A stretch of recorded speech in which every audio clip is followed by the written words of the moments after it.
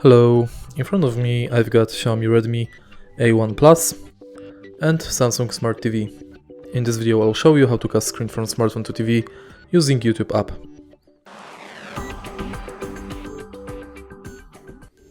In the beginning, make sure that both devices are connected to the same Wi-Fi, and then on your smartphone, enter YouTube app. Press the screencast button located on the top of the screen and select your TV. Now, when both devices are connected to the same Wi-Fi, you can play any music you want on your smartphone and it will be displayed on the TV.